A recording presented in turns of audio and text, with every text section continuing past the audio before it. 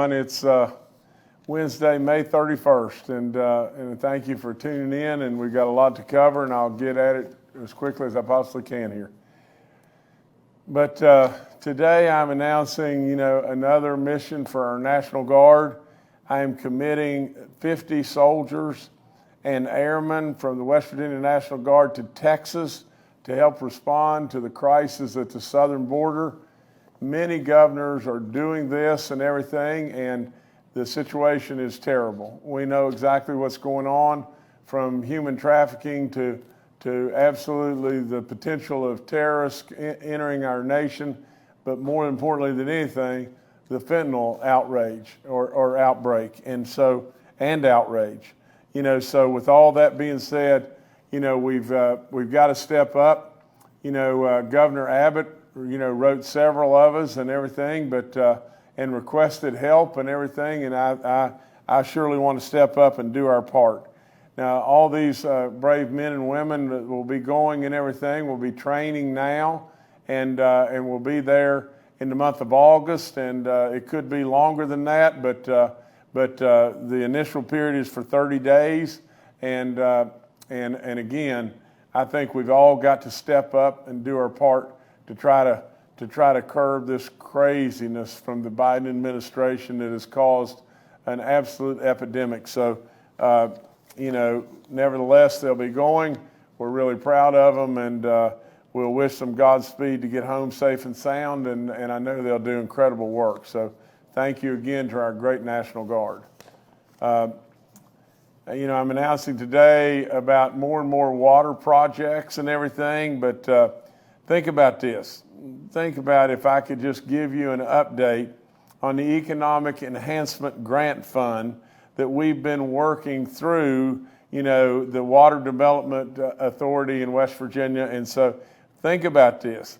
I am happy today to announce that we have approved 100 projects with a total project cost of $1.1 billion and a state match of $280 million. And these projects will be in 43 different counties in West Virginia. And I want to read just a couple things to you.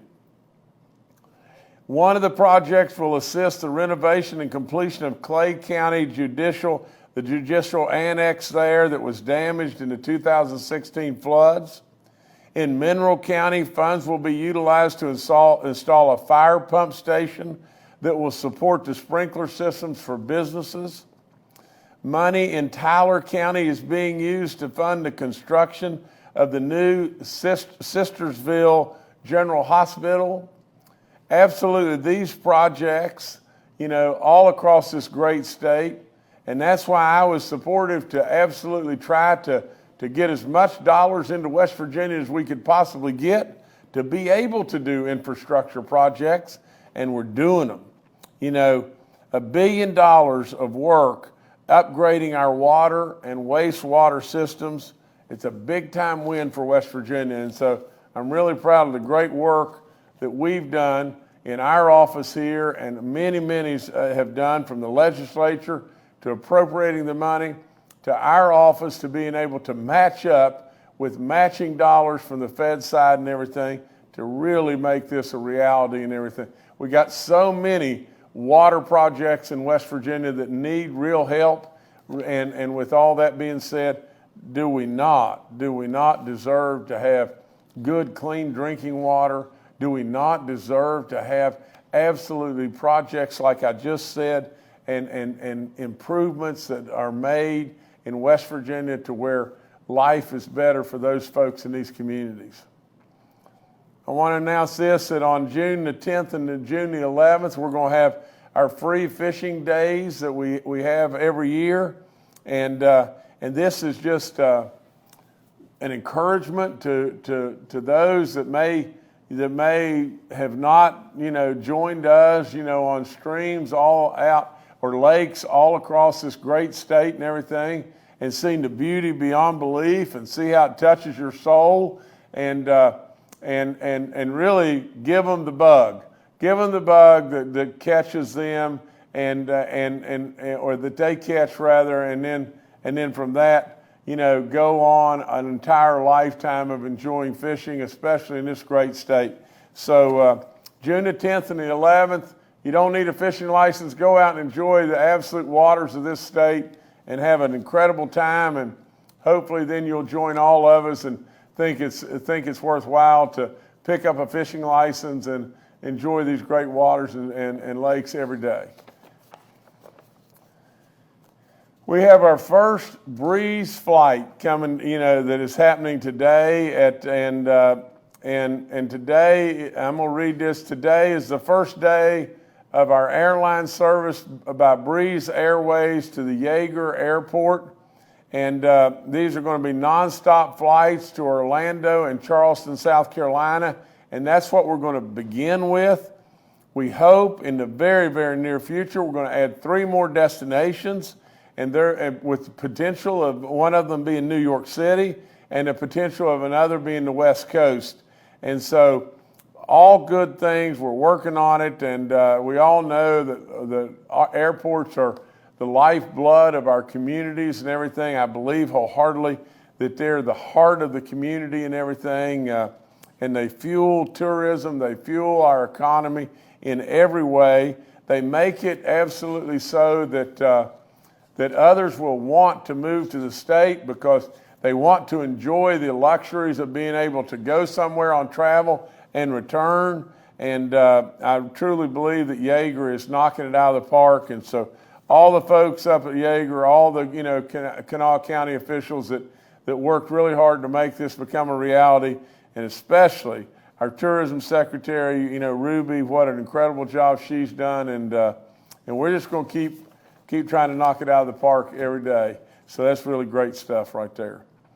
I'm announcing a new mountain ride. It's the first one we've announced for this year. And what that is, this is a ride to where this is in Philippi.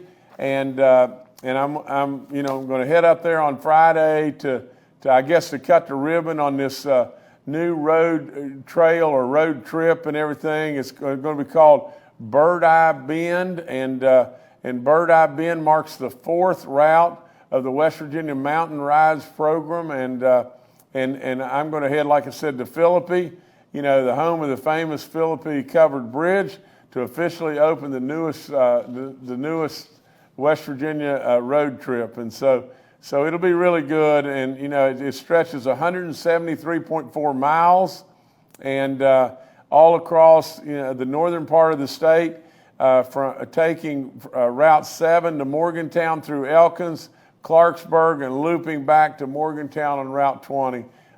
Really good stuff. Great stuff. So congratulations to all those folks in highways and Jimmy Riston's crew and all the great stuff that they've done. Good stuff. Boy, this one's tough. No, this one is tough. I've known this family my entire life. I grew up in Beckley, West Virginia, and I've known this family forever.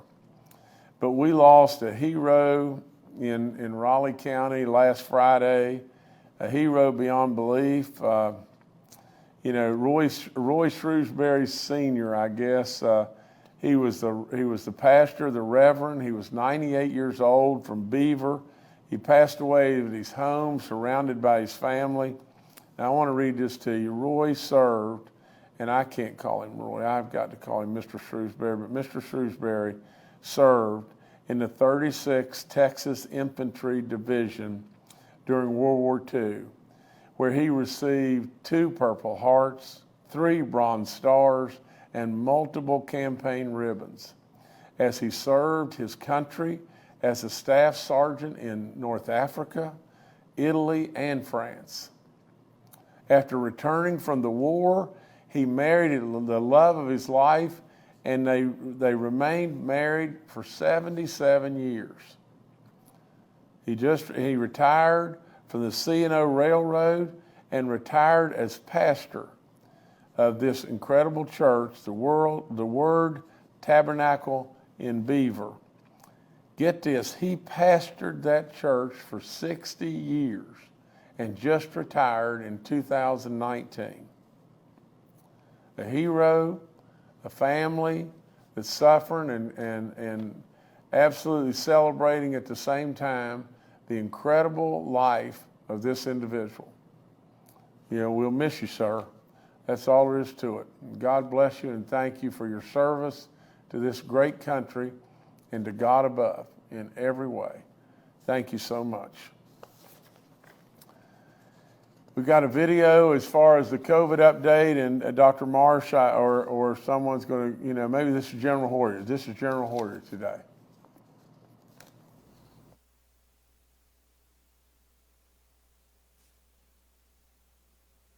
This is recorded on May 30th, 2023. Governor, I appreciate the opportunity to be with you again in the update brief. My wife and I recently had the opportunity to take our first major trip since COVID. One of the things that we made sure, along with the couple that we traveled with, was to make sure that we were up to date on our Omicron COVID-19 shot, because we knew the best way to prevent against getting really sick, being hospitalized, or potentially dying from COVID was to make sure that we were up to date on our COVID-19 shots. So again, I encourage everyone who may be traveling this summer to a variety of different locations around people from a variety of different locations to make sure that they are up to date on those shots. So please go to, if you have questions, go to vaccinate.wv.gov or call 1-833-734-0965. Governor, the other important thing I'd like to point out to your audience is to make sure that your contact those who are receiving Medicaid, CHIP, or SNAP benefits, as the changes occur and the changes from COVID and the national emergency, state of emergency end, to make sure that your contact information is up to date and you're opening and responding to any letters or emails you may be receiving regarding Medicaid, CHIP, or SNAP benefits. Or visit WVPATH, WVPATH.wv.gov to make sure you are current and up to date on your information. Again, I encourage everyone who is receiving those services to please check so we make sure all individuals stay current and have access to that care. Lastly, I would like to, as we come off of Memorial Day observances, for me personally and my family, to thank all those individuals who made that ultimate sacrifice on behalf of our nation. And just as importantly, maybe more importantly, the families that they've left behind who have continued to sacrifice related to the service of their loved one. Again, thank all those individuals for making that sacrifice and all those families for all that they have sacrificed and continue to sacrifice. And finally, Governor, as we continue to come out of COVID and in this national state of emergency, I want to personally thank you for your leadership and the work that you've done to make sure all of us in West Virginia are safe and we're safe as we come out of this national and overall this pandemic. Thank you. No, General, thank you, and thank you for all you did day after day, and the same, that you continue to do, and the same for all of our experts and the folks that really stepped up. I can never thank everybody that pulled the rope and helped us through this enough. So that's all I've got, and we're open to the questions. All right, thanks, Governor. We'll now go to questions from members of the media. The first today from Mark Curtis with Nexstar Media. Good afternoon, Governor. We just received a press release in our newsroom, and I realize your son Jay is running the companies, but it says United States files civil action to collect unpaid civil penalties and reclamation fee debts. The Department of Justice today announced the filing of a civil action against James C. Justice III and 13 coal company he owns or operates, seeking to collect unpaid civil penalties previously assessed by the Department of the Interior, Office of Surface Mining and Reclamation and Enforcement, as well as the abandoned line reclamation fee and audit debts. First of all, what's your reaction to this filing? How is this matter going to be handled? And what do you say to the public that whatever debts you owe or fees you are supposed to pay will get paid? Well, Mark, first of all, I would say that everybody's got to understand James C. Justice III is Jay, my son. It's not me. The next thing is, from the standpoint of having knowledge, real knowledge of the details of this suit that's filed and everything. I don't have that. I'm sure that I'll be briefed, by my son as to what's going on in regard to all that. I absolutely believe with all in me that you've got to remember now, I've announced as a Republican that I'm running for the U.S. Senate, and the Biden administration is aware of the fact that with a win for the U.S. Senate and everything, we could very well flip the Senate. Government agencies, sometimes can surely react, and this could be something in regard to that, but with all that being said, as I've said over and over, and you've seen it 1,000 million times, when something comes up and someone rears an ugly head, do we run and jump in a hole and die? We don't do that. My son and my daughter and absolutely our companies and everything will always fulfill obligations, every single one. And absolutely at the end of the day, have we not done it and done it and done it and done it? And what my job is to do this job. And with all the pressures of stuff like this, because I hate it too, and the stress is off the chart, and it's tough on anybody. I mean, that's all there is to it. When you see something like this, naturally it knocks your socks off, and it's tough. It's really tough. But at the end of the day, I have absolutely persisted and absolutely continuing to do my job, and my job is to be your governor, and that's what I've done. So, Mark, at the end of the day, we can stand back and throw rocks at Jay and the family and everything, and we're a big target. I mean, that's all there is to it. There's a lot at stake right now. The entire U.S. Senate can be flipped, and that's what I intend to help make happen and everything. With all that being said, we're even a bigger target today. And so you're going to see stuff like this, but at the end of the day, I'll promise you to God above that absolutely anything about our waters, our environment in any way, absolutely our workers, no matter what it may be, we will absolutely take care of it. And so and we've done it. And this is like my dad would say, we've done it. And that's exactly what we've done.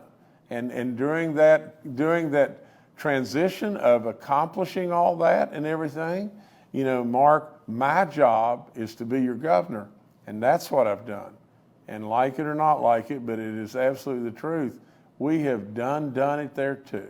And I will continue absolutely with all in me to have all of my intentions toward the governorship. That's what I do. All right, thanks, Mark. Next to Charles Young with the WV News. Hi, this is Charles Young with WV News. I wanted to ask a follow-up about the guardsmen we're sending to Texas. Could you give us an idea of the sort of, tasks and duties these folks will be doing in Texas? And then is there any sort of, cost associated with sending these folks down there? Thank you. There is a cost. And if I've been told, but I don't want to repeat it because I could be off a little bit, but there is a cost. And we're going to have to bear that cost. But with all that being said, Charles, I don't know all the duties that they'll be doing, but they'll be primarily just assisting the Texas National Guard. They will take their weapons with them. Hopefully that won't ever be necessary at all. But with all that being said, their job is going to be assist the Texas National Guard and try to do anything and everything they can to get this situation under control. All right, thanks, Charles. Next is Steve Adams with Ogden Newspapers. Yes, Steve Adams of Ogden Newspapers here, and I have a follow-up question in regards to the National Guard situation as well. I know we're sending a very small number to Texas, but given our state's issues right now, especially since we do have National Guard in our state prisons and correctional facilities, I mean, do you see that being an issue? Not only sending 50 or so National Guard, us, paying for that. Do you think we'd be better off for keeping them here, or I mean, are you comfortable with sending them to the border? Thank you. Well, Stephen, it's not very many folks, but at the same time, it's a significant commitment from the standpoint of West Virginia. But we're very, very fortunate to have many folks that are in the National Guard, and we have it completely covered. We do not want to take away from the commitment toward corrections and all that, and we won't. And but we've had 50 people that stepped up and volunteered to go, said they're ready to go, and so like I said, I couldn't be more proud of them. We're not going to drop the ball on corrections, and I think it's our part. I mean, for crying out loud, West Virginia's always stepped up. I mean, if you don't think there's a serious problem at the border that affects West Virginia, you're out of your mind. I mean, the flow of fentanyl, for one thing, is just absolutely at an epidemic stage. And we've got to step up. That's all there is to it. And West Virginia's always done so. I believe wholeheartedly with all in me that absolutely the situation at the border is a disgrace, and we need to try to do something about it. So maybe our little part will help enough. All right, thanks, Steve. Next to Nikki Walters with WOWK. Hello, Nikki Walters with WOWK here. I'm asking a question about funding for Meals on Wheels and how that was affected by the COVID state of emergency ending. So I've been told by some of the organizations that it's not just that the funding has changed, but the short notice and the contradicting messages of the ways in which the funding was changing. So I have a memo that was sent on March 24th saying that after reviewing all funding sources and speaking to the governor's office, please be advised funding for meals for seniors will continue at the current level, and be assured that there are many available resources. But then some of the organizations are saying that as of May 3rd, they found out that wasn't exactly true. So can you elaborate on what is actually happening, and then why the miscommunication with the groups that receive these funds? Well, I can't elaborate, but the first thing is the reduction in funding, was due to the federal pandemic ending. So that's the first thing. The second part is we have a new director, Whirley, that has stepped into the position and everything, that will work through absolutely these issues, and she's communicating with all the different parties and everything. But we're going to.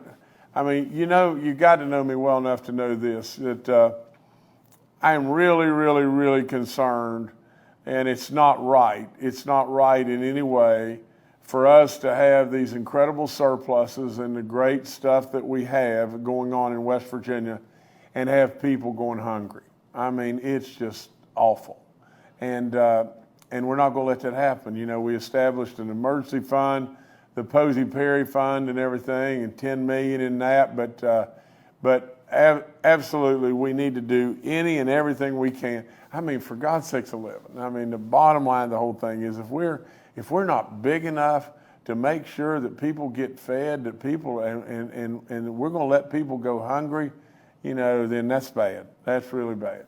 And so we're going to do all we can to staunch up these the Meals on Wheels or whatever it may be, to try to make life, at least bearable for those folks that are struggling to find enough food to where they're not hungry. All right, thanks, Nikki. Next to Kenny Bass with WCHS and Fox 11.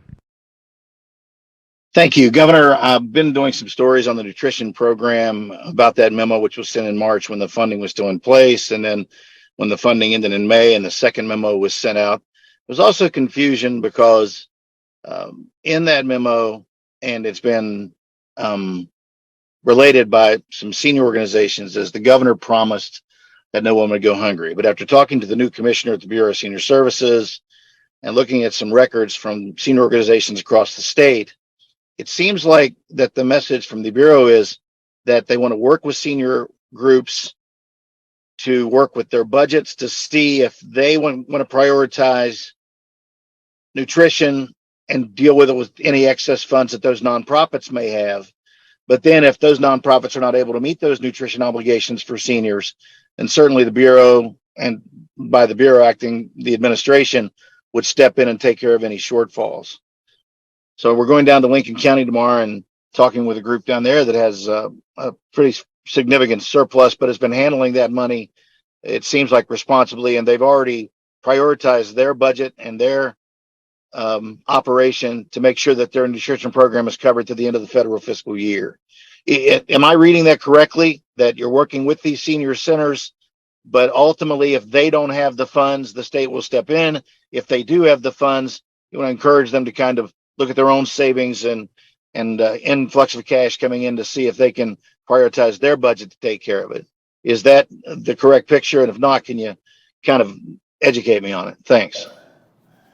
Well, Kenny, I'll try to educate and give you the knowledge that I have, but and this is not unusual. I mean, for crying out loud, we all have, whether we're running whatever house it may be, we all want to hold back dollars for projects that we may have and everything. But many of our senior centers, no question, just like you said, have millions of dollars. That's all there is to it. And we need to help them to be able to manage their budgets. And then there's some senior centers that are really struggling and everything. And we need to help them a whole lot more. But we're absolutely trying to step in and help those that do have big surpluses and everything to be able to manage their stuff and manage it better. And at the end of the day, we just want to do exactly what I just said a minute ago. We don't want people hungry. I mean, for crying out loud. I mean, this is silly stuff. I mean, if you're a senior center that has millions of dollars, in surplus just sitting around, and you've got people going hungry, well, that's not any good. That's all there is to it. And we need to manage those dollars and manage them in a better way. If you're a senior center that's struggling and everything, we need to try to help them. And but with all that being said, we need probably a coordination of management, and we've got people that are moving to work with the others and working with the individuals at these senior centers to make it work.